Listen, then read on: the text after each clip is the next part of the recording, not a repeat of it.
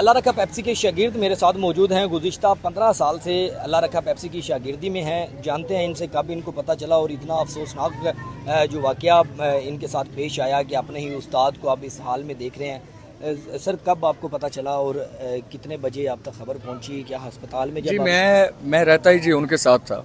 ठीक है।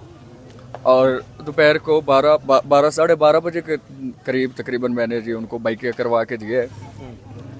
तो जैसे गए 2 दिन पहले से वो मुझे बता रहे थे कि ना मेरे ऐसे सीने में ना ऐसे दर्द हो रही है। उन्होंने दवाइयाँ भी ली थी, मेडिसिन वगैरह भी खाई थी,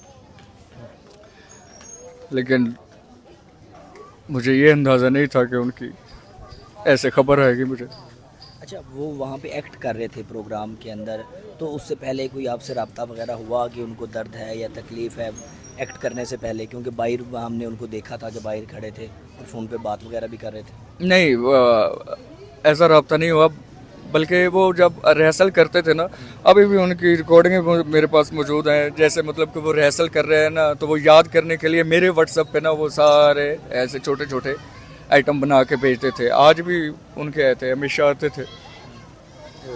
लेकिन अस्पताल में गए आप?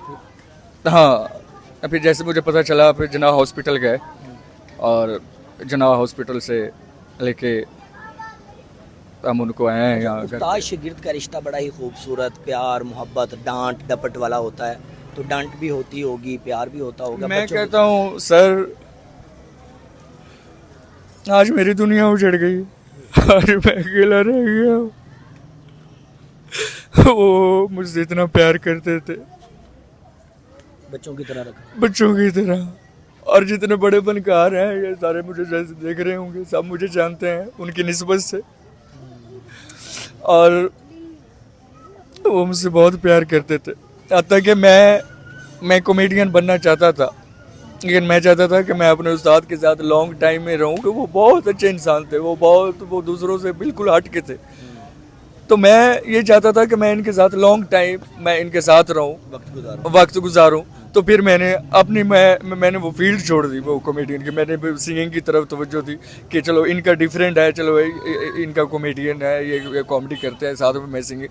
तो सिंगिंग भी बड़ी अच्छी करते हैं। हाँ जी। तो मैंने ये सोचा, उन्होंने मुझे सिंगिंग की तरफ खुद उन्होंने तवज्जो दिलाई। उन्होंने कहा कि हम दोनों इस तरह फिर लॉन्ग टाइम साथ चल सकते हैं, क्योंकि एक ही जब वो भी कॉमेडी करेंगे मैं भी करूँगा तो मैं तो उनका काम ख़राब करूँगा ना। मैं उस्ताद जैसा तो बन नहीं सकता। मैं चाहे कुछ भी कर लूँ, मुझे 15 साल हो गए, मैं उस्ताद जैसा कभी नहीं बन सकता। और ये मेरा दावा है, आप किसी फनकार से पूछ लें, किसी से पूछ लें कि पूरे